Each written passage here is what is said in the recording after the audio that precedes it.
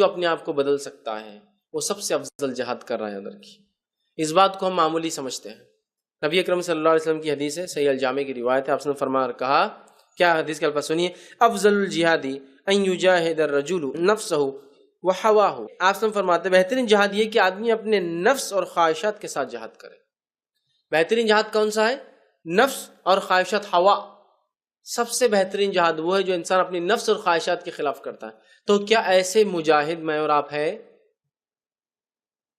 کہ جو اپنے نفس کے خلاف اور اپنی خواہشات کے خلاف جہاد کرے کہ میری نفس کہتی یہ کرو لیکن میں نہیں کروں گا، میرا دین نہیں کہتا ہے یہ مت کرو، میری خواہشات کہتی ہے کہ میں یہ کروں لیکن میں نہیں کروں گا چونکہ میرا دین کہتا ہے کہ یہ حرام ہے میں نہیں کروں۔ سمجھا کیا ایسا ہو رہا ہے؟ سب سے افضل جہاد ہے۔ اور علامہ ابن تیمیہ رحمہ اللہ اس کی تشریح کیسی کرتے ہیں؟ اس تشریح کو ہم لوگ غور سے سنیں، اس لیے کہ بہت سارے نوجوان کفار اور منافقین سے جہاد کرنا چاہتے ہیں، جہاد بالسیف جس کو ہم کہیں گے، ٹھیک ہے۔ جہاد کی اقسام ہیں، جہاد بالنفس، ٹھیک ہے، پھر اسی کے بعد جو ہے جہاد بالنفس کے بعد جو ہے جہاد باللسان، انسان اپنے زبان کے ذریعے جہاد کرے، جہاد بالسیف، ٹھیک ہے۔ تو اس جہاد کی اقسام ہیں، ٹھیک ہے۔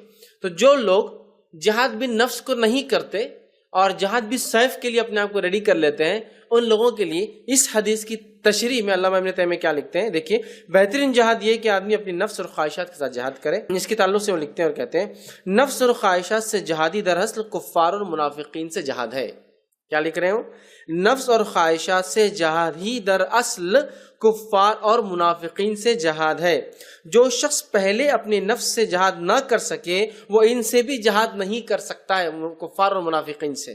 تو کیا لکھ رہے ہیں؟ نفس اور خواہشات سے جہادی دراصل کفار اور منافقین سے جہاد ہے۔ جو شخص پہلے اپنی نفس کے ساتھ جہاد نہ کر سکے وہ ان سے جہاد کر ہی نہیں سکتا۔ جس نے اپنی خواہشات پر غلبہ پا لیا وہ عزت پا گیا اور اقتدار اس کا مقدر بن گیا، اور جس پر خواہشات نے غلبہ پا لیا وہ ذلیل اور خوار، ہلاک اور برباد ہو گیا۔